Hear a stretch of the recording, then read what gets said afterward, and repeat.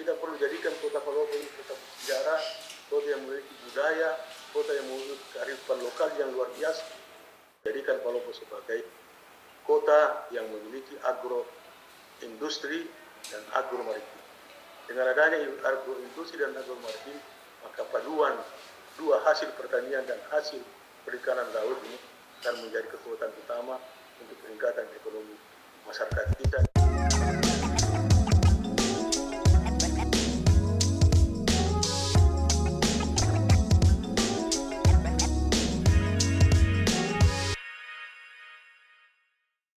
Assalamualaikum warahmatullahi wabarakatuh. Selamat datang di Lodat Podcast Spirit Peradaban Bangsa bersama Delvi Zamangsa Riamsi Lodang. Selamat datang Ayah. Iya, terima kasih. Saya datang malam ini untuk berdiskusi bersama Anda. Ya, saya siap untuk memberikan jawaban-jawaban yang dibutuhkan. Baik, jadi buat penonton setia Lodang Podcast dimanapun Anda berada, episode kali ini itu terkesan akan sangat spesial karena bintang tamunya bukan orang biasa, tentunya seorang yang punya pengalaman yang sudah sangat luar biasa, tentunya khususnya di Kota Palopo bersama Ayah Haidir Basir yang merupakan salah satu calon dari wakil wali kota Palopo. Dan tentunya selama beberapa waktu ke depan kita akan sharing pengalaman beliau selama beberapa waktu terakhir mungkin bisa menjadi tokoh penting untuk Kota Palopo. Mungkin Ayah ingin menyapa penonton setia dari Lodang Podcast mungkin? Ya, selamat malam. Assalamualaikum warahmatullahi wabarakatuh. Para penonton setia podcast ini, saya ucapkan selamat kepada kita semua. Selamat mendengarkan penjelasan-penjelasan kami dan salam kenal. Ya, kami dari Palopo untuk menyampaikan sesuatu yang mungkin menjadi bahan pemikiran kita semua nantinya untuk dikaji secara bersama-sama dan kita bisa menghayati apa yang sesungguhnya yang terjadi. Ya, baik. Ya. Jadi buat penonton setia Lodang Podcast yang ingin atau penasaran mungkin kita kedepannya akan bahas lebih lanjut tentang apa sebenarnya. Jadi jangan di skip videonya, tonton terus sampai akhir. Oke, mungkin langsung aja karena kita penasaran tentang PSU ini, pemungutan suara ulang yang akan dilalui Bapak Ayah Haidir Basir. Kemudian kita ingin tahu dan mungkin masyarakat, khususnya masyarakat Kota Palopo ingin tahu tentang motivasinya untuk maju lagi di PSU Pilkada untuk kali ini. Kalau boleh tahu bagaimana motivasi Ayah sebagai calon wali Kota Palopo? Motivasinya seperti apa untuk maju kembali? Ya, jadi gini, saya sebagai senior di kancah politik itu khusus di Palopo ini, saya merasa berkewajiban untuk menyampaikan sesuatu kepada khalayak di Kota Palopo ini, bahwa PSU yang ada sekarang ini kita harus menghargai hak politik setiap pasangan calon. Dan sungguh kami katakan bahwa ketika terjadi PSU, maka Paslon 01 di mana kami berada di situ bersama Ananda Putri Dapka siap untuk bertaruh di tanggal 24 Mei yang akan datang. Dan ini semua kami lakukan dalam rangka memberikan pemahaman kepada masyarakat. Politik itu penting bagi kita semua. Setiap masyarakat memiliki hak-hak masing-masing berpolitik, tanpa harus dipaksakan, tanpa harus dibeli. Ya, apalagi sangat marak sekarang ini, orang selalu berhitung dengan nilai-nilai materi, ya, transaksional yang mungkin saja bisa merusak pikiran dan tabiat serta perilaku masyarakat. Sehingga ke depan ini kami ingin sebagai calon yang akan ikut di PSU ke depan ini akan tetap konsisten dan komitmen untuk menjaga marwah pilkada ini sebagai pilkada yang benar-benar murni dan suci untuk kita lulus bersama tanpa harus mencederai hak-hak demokrasi masyarakat kita. Mencederai hak-hak demokrasi yang sangat penting adalah kita memaksakan diri untuk mengeluarkan sesuatu sebagai imbalan kepada masyarakat. Padahal hal-hal seperti itu akan merusak karakteristik masyarakat kita, utamanya perilaku masyarakat kita dalam hal konsumsi hidup yang mengarah pada hal-hal yang sifatnya. Itu mungkin yang membuat kami bermotivasi akan menunjukkan kepada pasangan yang lain bahwa mari kita berkompetisi dengan baik tanpa harus menjadi masyarakat kita dengan ini rupiah, dengan ini sesuatu yang bisa menjadi pengganti daripada suara rakyat. Kita butuh suara rakyat, karena suara rakyat adalah suara Tuhan yang harus selalu kita jaga. Amanah itu harus kita tolak. Dan insya Allah dengan cara seperti ini, pasangan Istri Raka dan Haji Baswedan bisa akan memenangkan pertaruhan terakhir. Baik, jadi untuk penonton setia Ludang Podcast itu tadi dia motivasi Ayah Haider Basir selaku calon wali kota Palopo yang semoga setelah mendengarkan ini bisa membuka mata kita masing-masing untuk menilai yang mana sebenarnya pasangan yang bisa kita pilih yang sesuai dengan apa yang menjadi kebutuhan kita sebagai masyarakat, khususnya masyarakat kota Palopo. Dan mungkin tentang kesiapan ayah sebagai pasangan untuk bertarung sementara di pihak lawan yang mungkin akan menggunakan cara transaksional dan bagaimana kesiapan ayah untuk itu. Ya, saat ini kami sementara konsolidasi dengan relawan dan militansi kami. Ya, ini yang kami pelihara selama ini. Ya, meskipun pada putaran pertama kami memperoleh suara hanya kurang lebih 7.000, tapi 7.000 itu bukan berarti bahwa suara ini suara yang sangat tidak diyakinkan untuk menang. Memang kami sengaja itu untuk memperlihatkan bahwa dengan cara melakukan pemilihan ini dengan cara tidak memungut sesuatu pada masyarakat kita, sehingga kita harus benar-benar memperlihatkan independensi masyarakat untuk memilih dan hak-hak politik masyarakat harus kita hargai.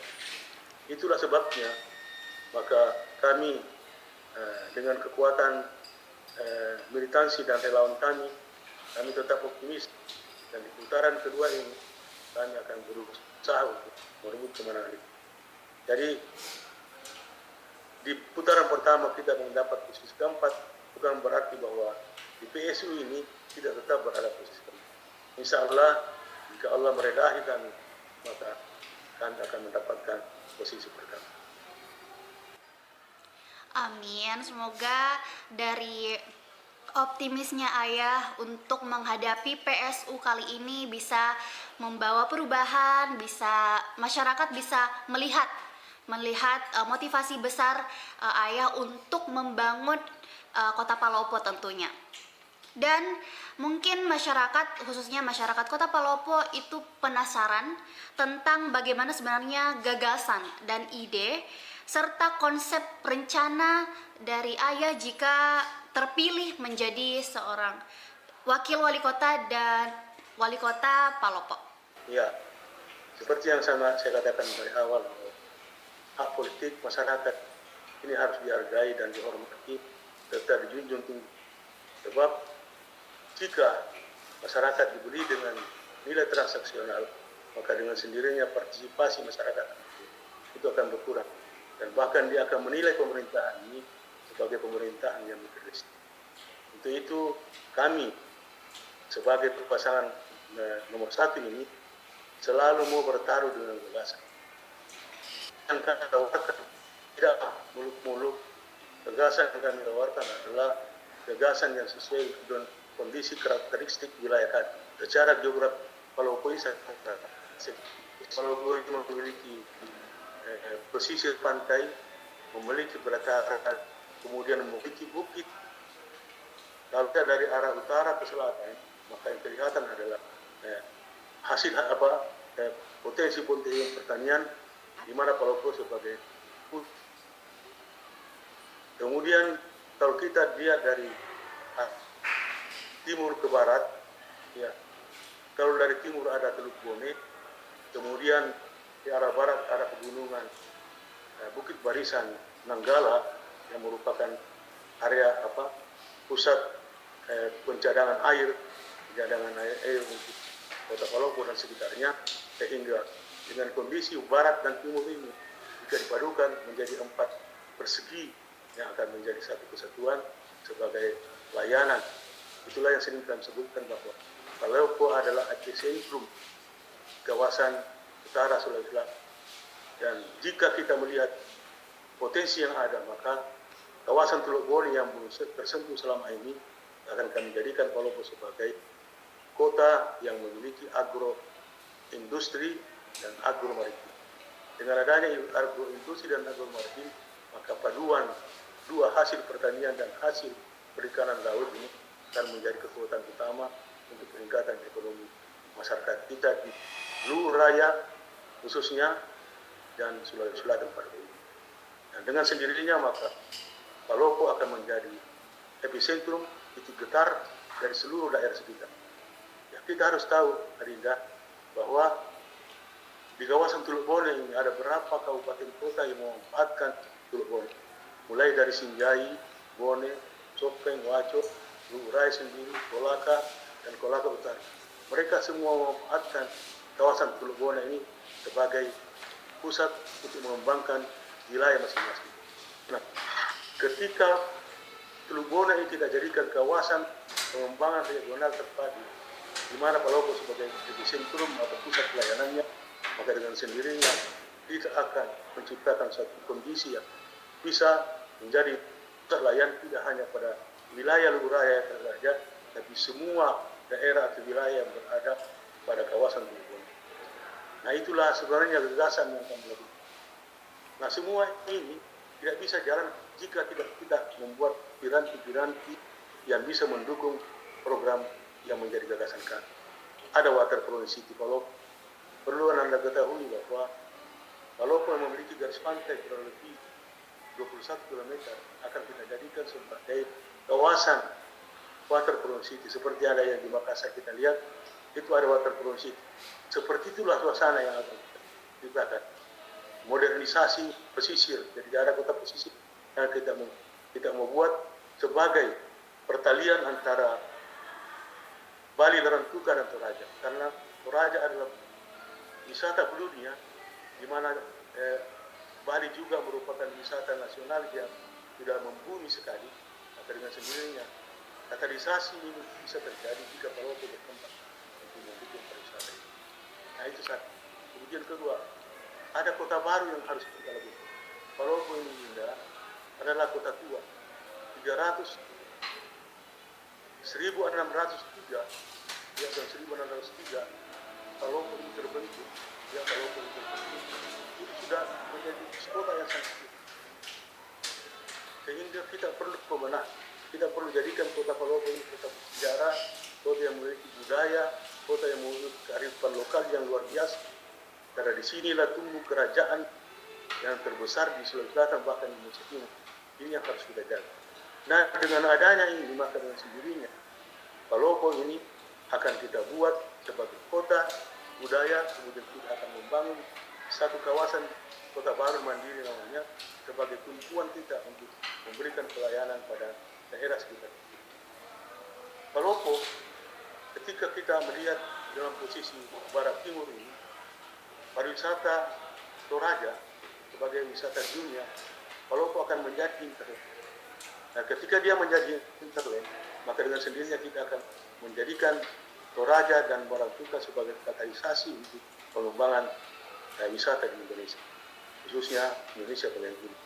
Dan alhamdulillah, kalau gagasan ini menjadi nyata, maka kekuatan Palopo ini tidak hanya sebagai epicentrum, tapi dia menjadi pusat,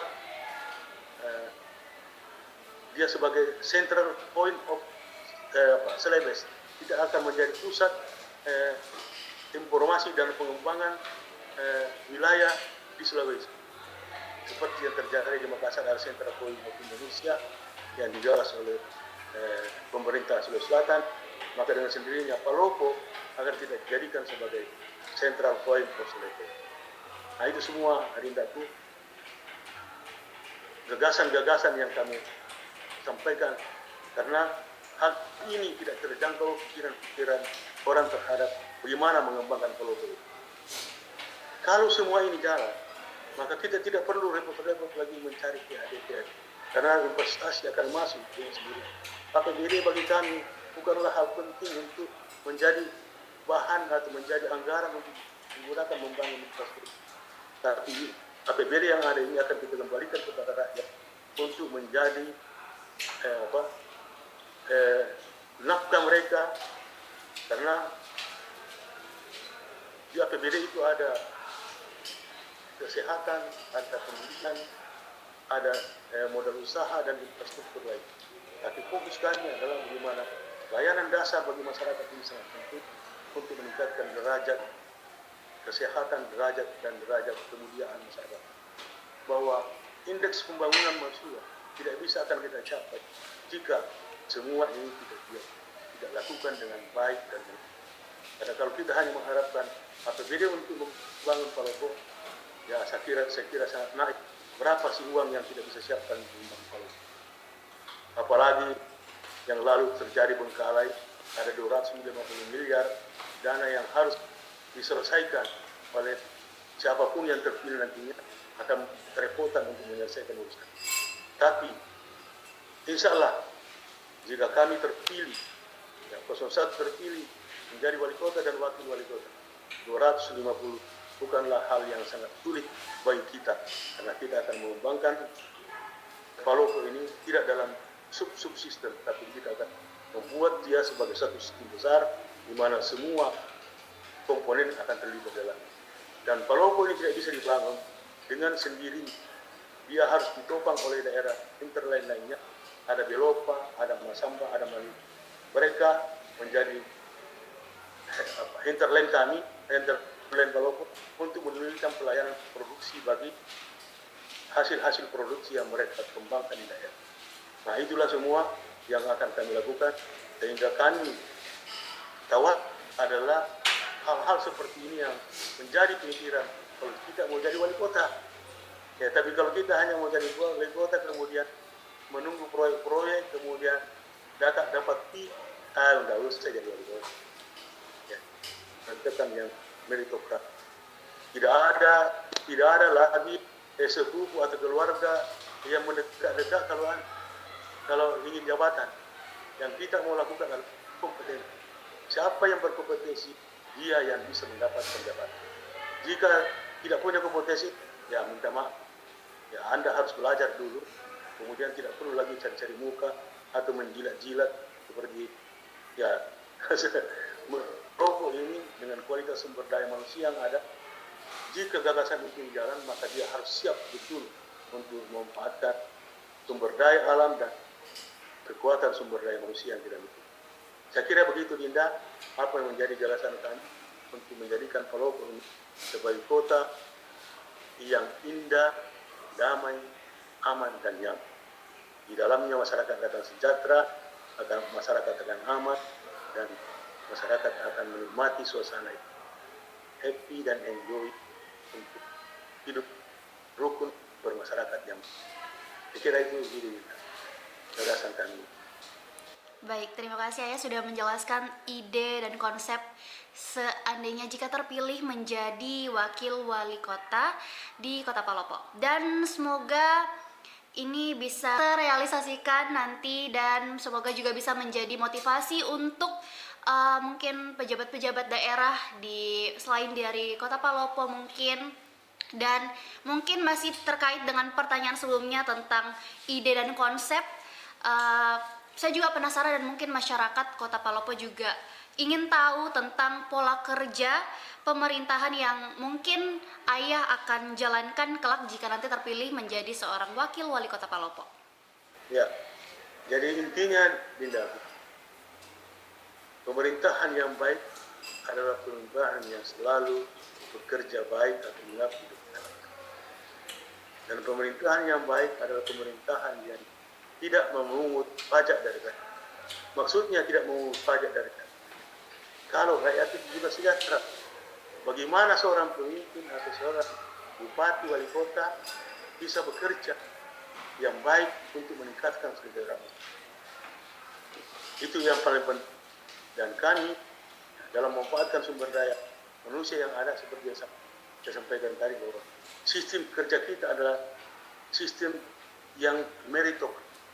Kami tidak mau ada orang diangkat jadi camat atau diangkat jadi lurah itu karena terkait. Kami tidak mau seperti itu. Diangkat jadi camat, diangkat jadi sekretaris daerah atau kepala dinas itu karena hubungan keluarga. Boleh ada hubungan keluarga, tapi perlihatkan kepentingan dan kemampuan pribadi Anda untuk mengelola pemerintahan. Karena tanpa seperti itu kita tidak bisa mati. Ya, kita semua selalu tenggang rasa dengan keadaan, dan ini harus kita. Jika hal-hal seperti itu terjadi, maka yakin saja bahwa korupsi itu akan tetap terjadi. Dan ada persekongkolan di dalamnya. Kami, insya Allah bersama Nanda Putri akan berusaha untuk memberantas korupsi yang ada di daerah. Kami tidak pandang bulu siapapun yang melakukan korupsi, ya dia harus mendapatkan resiko. Kita dengarkan amanat Presiden bahwa tidak ada tempat bagi korupsi di Indonesia. Khususnya di Kota Palopo kita akan memimpin, insya Allah. Ya, saya ingatkan kepada masyarakat, jika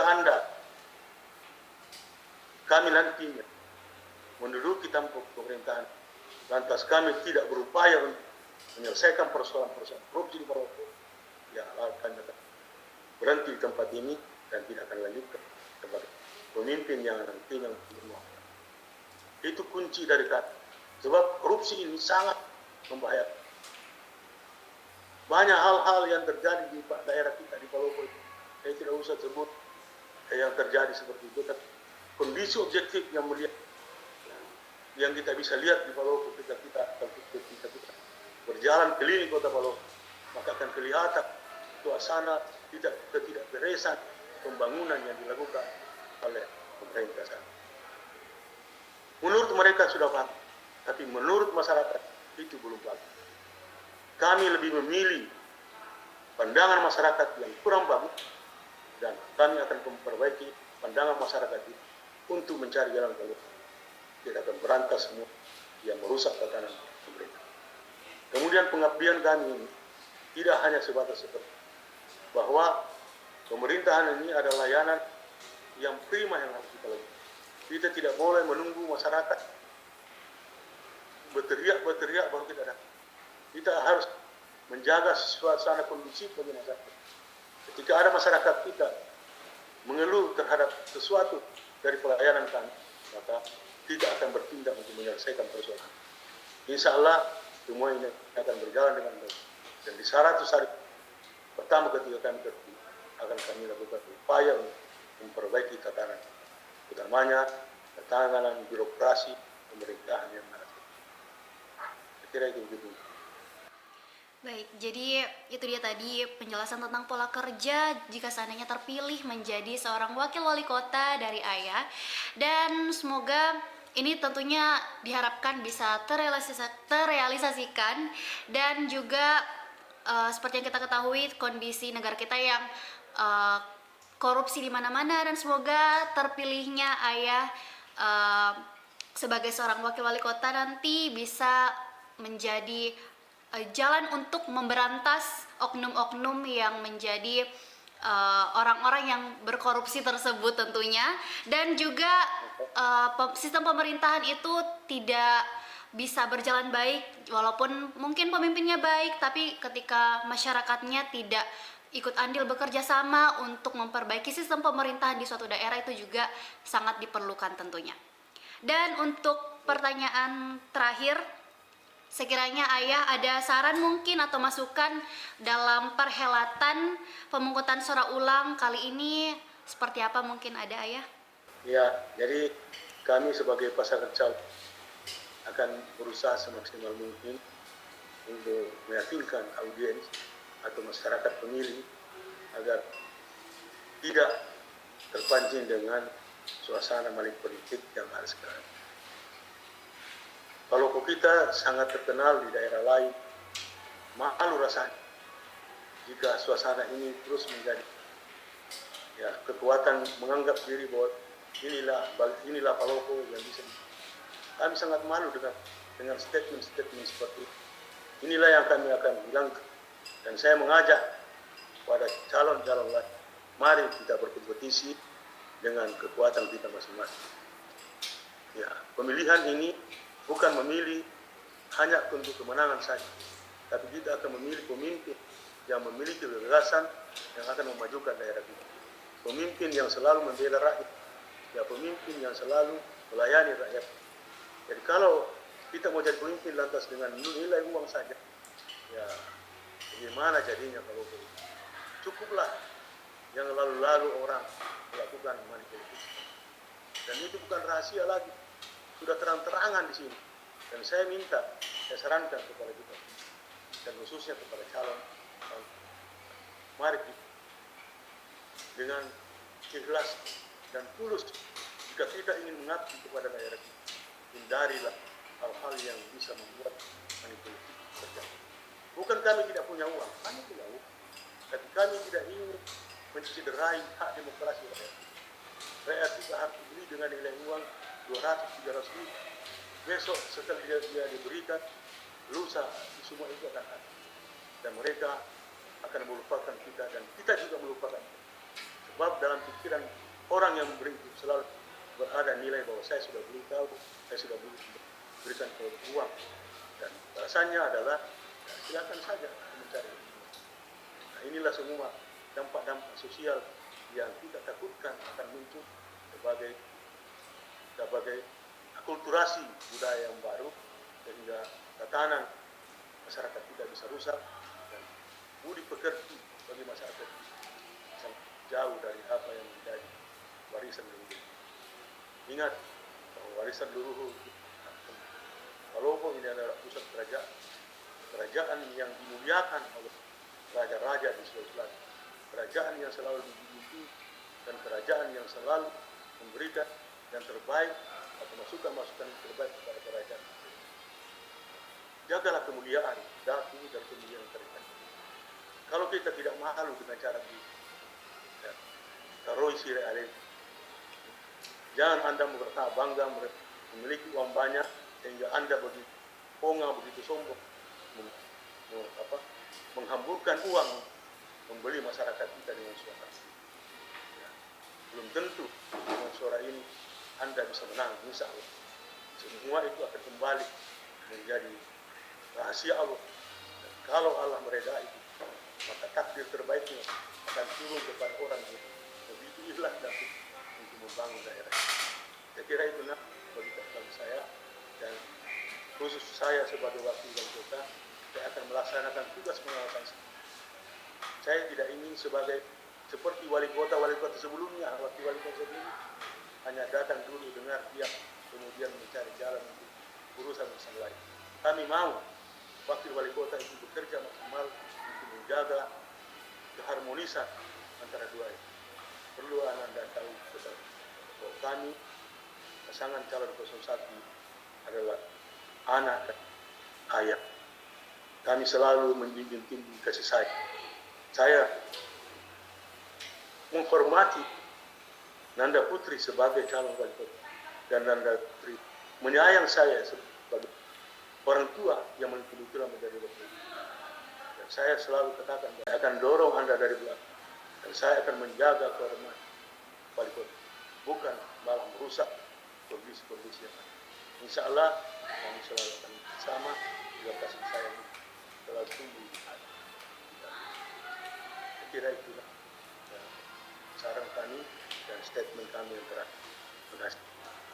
Baik, terima kasih banyak Ayah atas mungkin pesan atau saran untuk perhelatan PSU yang akan Ayah jalani nanti, dan semoga kesehatan Ayah tetap terjaga tentunya untuk menghadapi itu.